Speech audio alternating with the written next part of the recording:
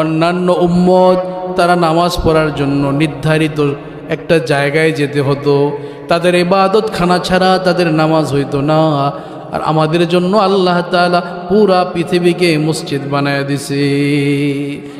এখানে ওয়াশার নামাজ হইছে, আপনি যেখানেই নামাজ পড়েন ওখানেই নামাজ হয়ে যাবে। এজন্য কোনো জমিনে যদি আপনার কপাল লেগে যায়, সেজদার কপাল লেগে যায়, ও গোলাম, এটা কিয়ামতের ময়দানে আল্লাহর কাছে সাক্ষী হয়ে যাবে।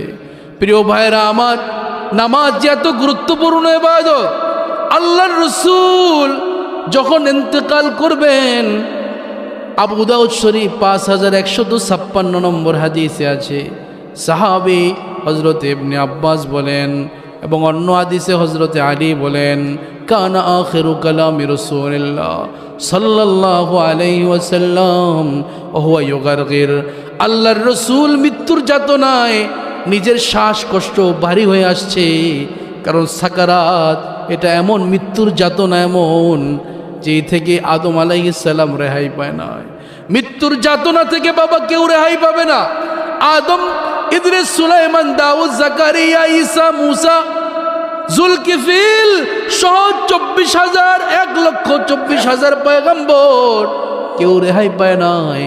যাকে না বানালে আসমান জমিন লৌহ কলম চাঁদ তারা কিছুই বানাতেন না, তারা সেও রেহাই পায় নাই, আমরাও রেহাই পাবো না। সাহাবী ইবনে আব্বাস বলেন, কানা আখিরু কালামি রাসূলুল্লাহ সাল্লাল্লাহু আলাইহি ওয়াসাল্লাম ওয়া হুয়া ইউগারগির।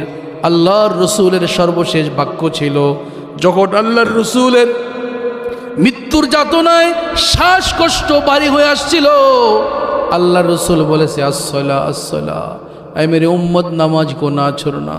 হে আমার উম্মত, সাবধান, তোমরা নামাজ ছাইরা দিও না, নামাজ ছাইরা দিও না। কারণ নামাজ, এই নামাজের কারণেই আল্লাহ তাআলা কিয়ামতের ময়দানে বান্দাকে বিনা হিসাবে জান্নাত দিয়ে দিবে।